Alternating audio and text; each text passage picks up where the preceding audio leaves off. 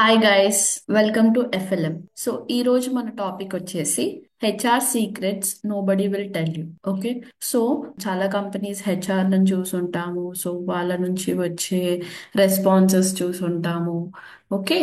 ఇలా మనం చాలా చూసుంటాము, కానీ హెచ్ఆర్ వాళ్ళు మనకి తెలియకుండా చాలా సీక్రెట్స్ మెయింటైన్ చేస్తారండోయ్. సో ఆ సీక్రెట్స్ ఏంటో కొన్ని మనం ఈ వీడియోలో తెలుసుకుందాం. ఓకే. సో మనం ఫస్ట్ వచ్చేసరికి ఫస్ట్ సీక్రెట్ ఏంటి అంటే, అసలు మీ రెజ్యూమ్ మీరు ఏదైతే పట్టుకొని తిరుగుతారో, ఓకే, సో అది మీరు హార్డ్ కాపీ అవ్వచ్చు, లేదంటే సాఫ్ట్ కాపీ ఏదైతే మీరు కంపెనీకి సబ్మిట్ చేస్తున్నారో, అసలు ఆ రెజ్యూమ్ ని నాట్ ఈవెన్ 1 మినిట్ కూడా వాళ్ళు చూడరు. ఓకే. అసలు ఆ రెజ్యూమ్ కొన్ని సెకండ్స్ వరకు మాత్రమే వాళ్ళు చూస్తారు. మరి రెజ్యూమ్ లో ఏం చూస్తారు అంటే, ఆ మెషిన్ అయినా సపోజ్ హెచ్ఆర్ చూస్తున్నా ఆ రెజ్యూమ్ లో కొన్ని కీవర్డ్స్. ఓకే. ఆ కీవర్డ్స్ ఏంటి, ఆ జాబ్ డిస్క్రిప్షన్స్ లో వాళ్ళు ఏదైతే కీవర్డ్స్ మెన్షన్ చేశారో దాని గురించి చూస్తారు. అండ్ మీరు మెన్షన్ చేసే ప్రాజెక్ట్స్ దానికి రిలేటెడ్ ఉన్నాయో లేదో చూస్తారు. నెక్స్ట్ మీ ఎడ్యుకేషన్, ఒకవేళ మీ వర్క్ ఎక్స్పీరియన్స్ ఉంటే వర్క్ ఎక్స్పీరియన్స్. ఎగ్జాక్ట్లీ మీ రెజ్యూమ్ ఓన్లీ 10 సెకండ్స్ స్కాన్ అవుతుంది. ఆ మెషిన్ అవ్వచ్చు, ఈవెన్ హెచ్ఆర్ ఒకవేళ చూసినా కానీ ఈవెన్ ఓన్లీ 10 to 20 సెకండ్స్ మాత్రమే చూస్తారు. అది కూడా ఓన్లీ కీవర్డ్స్, జాబ్ డిస్క్రిప్షన్స్ లో ఏమున్నాయి, నెక్స్ట్ ప్రాజెక్ట్స్ ఏం చేశారు, మీకు రిలవెంట్ వర్క్ ఎక్స్పీరియన్స్ ఉందా, ఆర్ ఎడ్యుకేషన్ పరంగా ఏం చేశారు అనేది చూస్తారు. ఓకే. సెకండ్ హెచ్ఆర్ సీక్రెట్స్ ఏంటి అంటే, ఇప్పుడు చాలా మంది లైక్ నౌకరీ త్రూ అప్లై చేస్తారు, అండ్ లింక్డ్ఇన్ అప్లై చేస్తారు. డిఫరెంట్ పోర్టల్స్ ఉంటాయి మనకి, ఇండీడ్ అని, మాన్స్టర్ అని, ఇలా డిఫరెంట్ డిఫరెంట్ జాబ్ ప్లాట్ఫామ్స్ లో మీరు అప్లై చేస్తూ ఉంటారు. కానీ స్టిల్ మీకు కొన్ని రెస్పాన్సెస్ రావు. అవునా, చాలా మంది అలా ఫీల్ అవుతూ ఉంటారు. ఎందుకంటే కొన్ని కంపెనీస్ ఏం చేస్తాయి అంటే, ఇంటర్నల్ గా రెఫరల్ సిస్టమ్స్ ఉంటాయి వాళ్ళకి. ఓకే. ఇంటర్నల్ రిఫరల్ సిస్టమ్స్ అనేటివి ఉంటాయి. ఏంది భయ ఇంటర్నల్ రిఫరల్ సిస్టమ్ అంటే, వాళ్ళకి ఎంప్లాయీస్ అంటే, ఇప్పుడు సపోజ్ ఇన్ఫోసిస్ అనే కంపెనీ తీసుకుందాం. ఆ ఇన్ఫోసిస్ లో ఆల్రెడీ వర్క్ చేసే వాళ్ళు వేరే వాళ్ళని రిఫరల్ చేయొచ్చు. అంటే వాళ్ళ ఫ్రెండ్స్ అన్నా, వాళ్ళ నైబర్స్ అన్నా, వాళ్ళ సిస్టర్స్ అన్నా, సిబ్లింగ్స్ అన్నా, ఎవరినైనా రిఫర్ చేయొచ్చు. పలానా స్కిల్ ఉన్న పర్సన్ క్యాపబిలిటీ ఏంటో వాళ్ళకి తెలిసి రిఫర్ చేస్తారు. ఓకే. సో ఇంటర్నల్ గా హెచ్ఆర్ డిపార్ట్మెంట్ కి, అరే పలానా పర్సన్ ఆల్రెడీ వర్క్ చేస్తున్నారు, బాగా చేస్తున్నారు కాబట్టి మన కంపెనీ వాడే కాబట్టి మన కంపెనీ వాడు ఇంకొక పర్సన్ రిఫరల్ ఇచ్చినప్పుడు వాళ్ళని కన్సిడర్ చేస్తారు. Okay.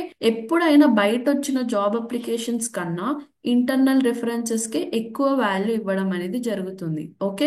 And internal references through వాళ్ళకి కొంచెం మనీ ఇవ్వడం కూడా జరుగుతుంది కాబట్టి, సో ఇంటర్నల్ రిఫరెన్స్ కి ఎప్పుడైనా ఏ కంపెనీస్ అయినా ఎక్కువ ప్రిఫరెన్సెస్ ఇస్తారు. సో దీనికోసం మీరు ఏం చేయొచ్చు, మీరు లింక్డ్ఇన్ లో మీ రెజ్యూమ్స్ ని ప్రిపేర్ చేసుకొని, భయ్యా నాకు సో అండ్ సో స్కిల్స్ ఉన్నాయి, ఇది లేదంటే నాకు సో అండ్ సో స్కిల్స్ ఉన్నాయి, మీరు మీ కంపెనీలో ఈ వేకెన్సీస్ నేను చూశాను, పలానా ఇంటర్వ్యూకి మీరు ఏమైనా గైడ్ చేయగలరా, లేదంటే నా రిఫరల్ మీరు ఆ జాబ్ రోల్ కి ఏమైనా నా రెజ్యూమ్ ని రిఫర్ చేయగలరా, ఇలా వాళ్ళు అడగొచ్చు. సో దట్ మీకు ఇంటర్నల్ రిఫరెన్స్ వాళ్ళ త్రూ మీరు హెల్ప్ చేయొచ్చు వాళ్ళు మీకు. So next, so HR general గా ఒక క్వశ్చన్ అడుగుతారు మీకు. ఆ క్వశ్చన్ ఏంటి అంటే, what are your salary expectations. Okay. So salary ఎంత ఎక్స్పెక్ట్ చేస్తున్నారో అని అడుగుతారు. యాక్చువల్లీ మీరు ఏమని చెప్తారు, చాలా మంది ఏం చెప్తారు అంటే, ఒక పర్టికులర్ ఫిగర్ అన్నట్టు నా బ్రెయిన్ లో ఏం లేదు, లైక్ మీరు ఇండస్ట్రీ స్టాండర్డ్స్ ప్రకారం మీరు ఏదైతే శాలరీ అలొకేట్ చేసిండ్రో దాన్ని నాకు ఇవ్వండి అని చాలా మంది ఇలా స్మార్ట్ ఆన్సర్స్ ఇవ్వడానికి ట్రై చేస్తారు. బట్ స్టిల్ హెచ్ఆర్ వాళ్ళు ఏం చేస్తారు తెలుసా, స్టిల్ ఒక రౌండ్ ఫిగర్ కి మీకు తీయడానికి ఖచ్చితంగా ట్రై చేస్తారు. ఎందుకంటే వాళ్ళకి ఇచ్చిన బడ్జెట్ ఆల్రెడీ వాళ్ళకి డిసైడ్ అయిపోయింది. అండ్ వాళ్ళకి ఇచ్చిన బడ్జెట్ లో కూడా వాళ్ళకి ఎంత బడ్జెట్ లో క్లోజ్ చేయాలనేది కూడా వాళ్ళకి తెలుసు.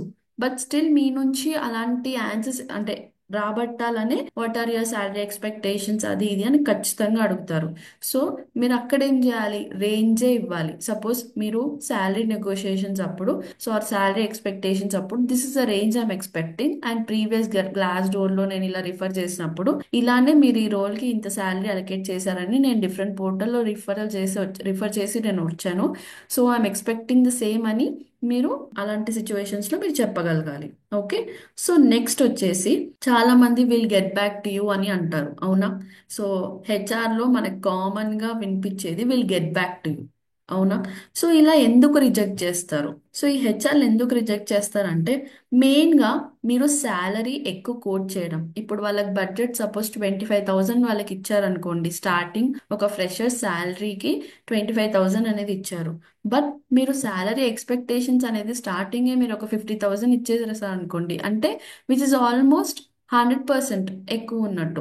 సో అలాంటి టైమ్స్లో డైరెక్ట్లీ వాళ్ళు మిమ్మల్ని రిజెక్ట్ చేస్తారు.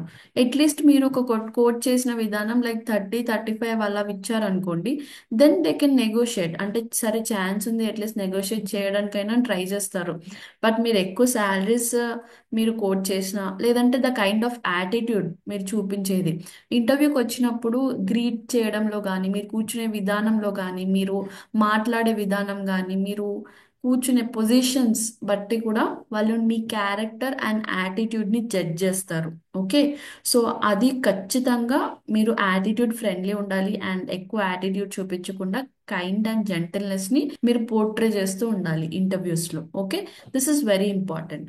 నెక్స్ట్ వచ్చేసరికి మనకి ఏంటి అంటే, మనకు తెలియని విషయం ఏంటి అంటే శాలరీ నెగోషియేషన్స్ చేసేటప్పుడు చాలా మంది అరే ఎక్కువ శాలరీ అడిగితే లైక్ తీసేస్తారేమో అని భయపడుతూ ఉంటారు. బట్ మీరు వాళ్ళ బడ్జెట్ ఏదైతే కోట్ చేస్తున్నారో 10-20% ఎక్స్ట్రా వాళ్ళకు ఆల్రెడీ బఫర్ అలొకేట్ అయ్యి ఉంటుంది. ఓకే. బట్ మీ నుండి ఖచ్చితంగా వాళ్ళు తక్కువ బడ్జెట్కి తీసుకురావడానికి శతవిధాలుగా ప్రయత్నిస్తూనే ఉంటారు. ఓకే. సో మీరు ఆ ట్రాప్స్కి పడకుండా ఖచ్చితంగా లైక్ గ్లాస్ డోర్లో ప్రీవియస్గా ఎలా ఇచ్చారు అండ్ వాళ్ళ దగ్గర బఫర్ ఎంత ఉంటుందని మీకు ఆల్రెడీ విత్ టిప్స్ తెలుసు కాబట్టి, సో మీరు ఆ విధంగా నెగోషియేట్ చేసేలా చూసుకోవాలి. ఓకే. సో నెక్స్ట్ హెచ్ఆర్ ఏం చేస్తారు అంటే మీ social media. Yeah, definitely guys. ఇప్పుడు సపోజ్ మీ పేరు నేహా రెడ్డి అని ఏదన్నా ఉందనుకోండి సపోజ్, లేదంటే నేహా అని ఏదన్నా ఉంది. సో దానికి సంబంధించిన ఆ మీ బ్యాక్గ్రౌండ్ మీరు హెచ్ఆర్తో మాట్లాడేటప్పుడు సపోజ్ అప్లికేషన్స్ చూస్తున్నారు కదా, అప్లికేషన్స్ చూసేటప్పుడు మీకు ఖచ్చితంగా కాల్స్ వస్తాయి హెచ్ఆర్ నుండి. ఫస్ట్ ఆఫ్ ఆల్ మీరు కాన్ఫిడెంట్గా మాట్లాడాలి. ఓకే. సో మీ కాన్ఫిడెన్స్ బట్టి మీరు ఫస్ట్ మీ ప్రొఫైల్ అనేది షార్ట్ లిస్ట్ అవుతుంది. దాని తర్వాత మీరు చెప్పిన నేమ్స్తో ఖచ్చితంగా హెచ్ఆర్ వాళ్ళు ఏం చేస్తారంటే మీ లింక్డ్ఇన్ అవ్వచ్చు, మీ సోషల్ మీడియా లైక్ ట్విట్టర్ అవ్వచ్చు, ఇన్స్టాగ్రామ్ అవ్వచ్చు, ఇవన్నీ కూడా వాళ్ళు చూస్తుంటారు. ఎందుకో తెలుసా? ప్రీవియస్గా ఏదైనా కాలేజ్ లేదా స్కూల్ అంటే ఎడ్యుకేషన్స్ తీసుకున్నవన్నీ మీరు వాళ్ళది ఏదైనా బీట్రే చేశారా, వాళ్ళ రెప్యుటేషన్ పరంగా ఏదైనా బీట్రే చేశారా అని చెక్ చేస్తారు. అలా మీరు బీట్రే చేస్తే కనుక నెక్స్ట్ ఈ కంపెనీలో వాళ్ళు మిమ్మల్ని తీసుకోరు. ఎందుకంటే వాళ్ళ కంపెనీ పాలసీస్, వాళ్ళ కంపెనీ రికగ్నిషన్స్ కూడా వాళ్ళకి అంతే ఇంపార్టెంట్. ముందు కంపెనీస్లో, ముందు కాలేజెస్లో, ముందు స్కూల్స్లో మీరు ఇలా బీట్రే చేస్తే వాళ్ళు ఈ కంపెనీలో మిమ్మల్ని ఎందుకు తీసుకుంటారు? సో ప్రీవియస్ ఏడ మీకు కొంచెం మేనేజర్ కొంచెం బాగాలేకపోయినా, పాలిటిక్స్ నడిచినా, ఏది నడిచినా మీరు సోషల్ మీడియాలో అవి పోస్ట్ చేసి బీట్రే చేస్తే ఖచ్చితంగా వాళ్ళు మిమ్మల్ని తీసుకోనికి తక్కువ ఛాన్సెస్ ఉంటాయి.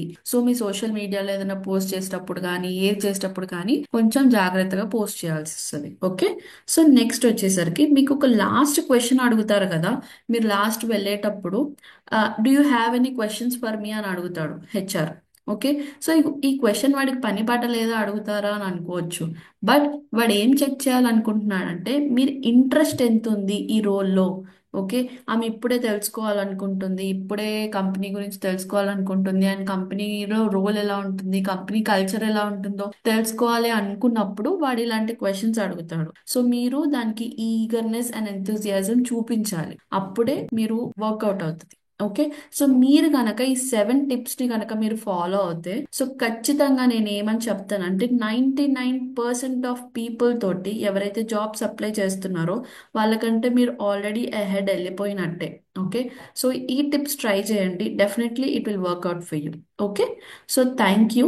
ఇలాంటి కంటెంట్ మీకు ఇంకా కావాలి అనుకుంటే please subscribe to Front Lines Edutech and Front Lines Media channels. Thank you.